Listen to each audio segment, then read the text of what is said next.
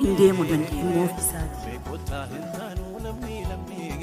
Viewers, a brother under the administration of the Holy Spirit. Joosiin egaa abbaan manaa yookaan abbaan warra boonii kanneen gaddagaa miira isii to'achuu dadhabdee of rarraaftee har'a raajii Masarat Taayee bira deemuudhaan wantoota ajab nama jechisiisuudha dhagahamaa jira. Wantoonni raajii kana yookaan TV Araaraa irratti bahee mul'ate kun hedduu namoota mara ajab jechisiisee jira. Keessattuu hordoftoota amantaa biroo ammoo ajab wanti gochisiise kun maali? Waan takkaa hin yaadamne ture. Namni kun guyyoota 10 walitti aansee dhukkubbii hamaa keessa ture. Sammuun isaa tuqamee mana yaalaa garaagaraa deemaa ture. Mana yaalaa magaalaa Finfinnee bakkoota garaagaraa Naqamtee Najjoo deddeebi'aa ture.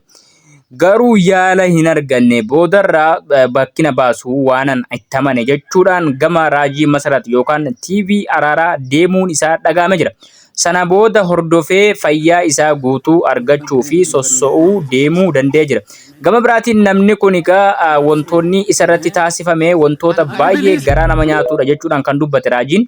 Waan asirratti dubbachuudhaaf illee nuuf hin mijanne wantoota ilma namaa balleessuudhaaf dhaloota balleessuudhaaf hojjetamutu jira jechuudhaan kan dubbate raajiin akka ifaan ifatti xonqaayidha jechuudhaan jedhee dubbatullee.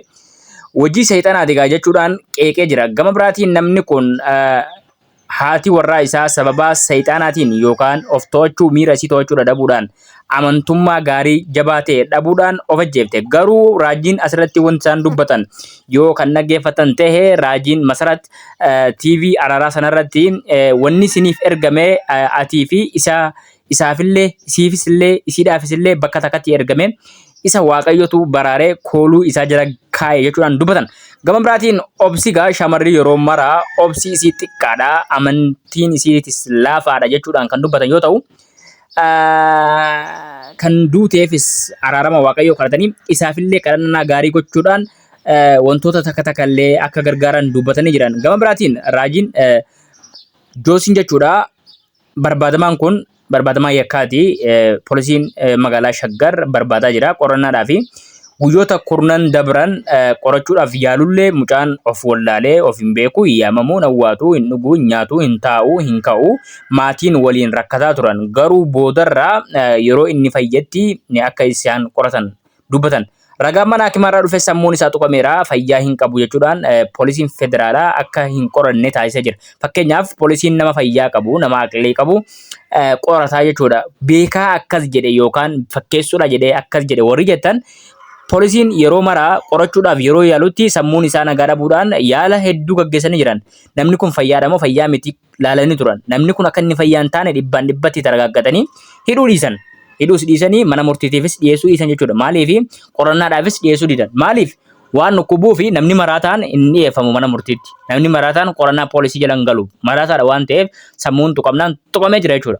As keessatti waan isin hubachuu qabdan maraataan hin hidhamuu jechuu dandeessan. Laa maraataan amma fakkeenyaaf maraataan waa balleesse, maraataan nama dhahe, maraataan fira hin qabne ni hidhama. Maraataan fira qabu garuu mana murtiittis hin dhiyeeffamu, waajjira poolisiittis hin dhiyeeffamu, mana amala sirreessaas hin galfamu. Maaliif? Yoo galfamellee manneen maraatonni itti hidhaman qophaa jira. As fakkeenyaaf inni kun cinqatiidha. Guyyaa 10 dabran kana keessa isa mudatee fayyuu danda'a. Fakkeenyaaf maatiin wallaanachuu danda'a. Kanaa jedhee manni murtii fi waajjirri poolisii qorannaa irra laaffisee jechuudha. Amma akkuma jedhame mana dawaa yookaan bakka fayyaa yaalii raajii Masarat bira deemuudhaan yaala argatee wayyaa'ee haalli fayyaa isaa haala gaarii irra jira jechuudha.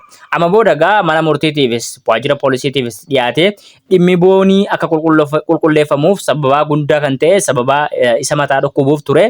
Amma gaa dhimma boonii irratti qorannaa poolisiin akka jammarus beeksisee jira. Maaliif yeruma sana daqiiqaa muraasa keessatti ari'uu firii jedhee jira jechuudha raajiin Masarat. Sanaan booda inni illeen dhukkubbiin itti dhagahamuu qaamni isaa nama guyyaa 10 waan nyaanne garuma glukoosiitiin furataa jiru. Dafee hanga kanas ajajamuun dadhabuu baatullee akka of baree fi akka namummaa isaatti ofitti deebi'ee akka afurri sheexaanaa sun afurri du'aa sun irraa deemee boonii yaamuus dhiisee of baree reef akka booniin duute baree waa xiqqoo siistis jedhee Ammaasis raajiin as keessatti wanni isaan dubbatan hin deemin hanga torban takkaatti kadhannaa qabdaa jedhaniini naannoo waldaa araaraa sanarraa akka hin has killed his wife. Hey! This is his caretaker and sister. Okay. Look at him. She was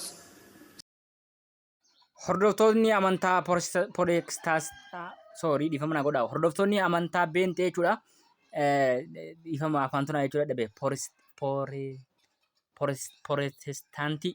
Hordoftoonni amantaa Protestaantiigaa wantoota hedduu dubbataa jiran. Maal jedhaa jiranii sheexaanni mo'ame Waaqayyoo fayyisaadha. Wantoota tokko tokko dubbataa jiran.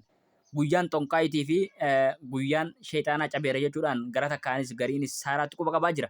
As keessatti egaa maatii guutuutu araara argate. Maatii guutuudhaaf kadhannaan godhame jechuudha. Egaa obboleettiin isaas isa geessites yaala argattee gabaabinumaan fayyitee itti jedhamaa jira. Afuurri itti lallabeera.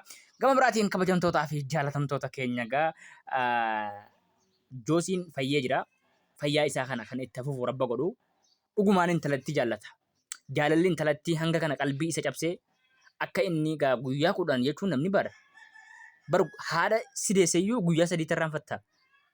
Guyyaa 10 gadda isiitiin gaggabee sammuun tuqamee miidhamuu kun ajaa'iba natti ta'e. Nama jaallatanuuf aarsaan kana hunda caalaayyuu ni kaffalama isiniin jecha. Warroonni hangaruma sagantaa kanatti nu hordoftan kabajaa isinii mala kabajamaa galatoomaa isinii jechuu barbaada. Let's go.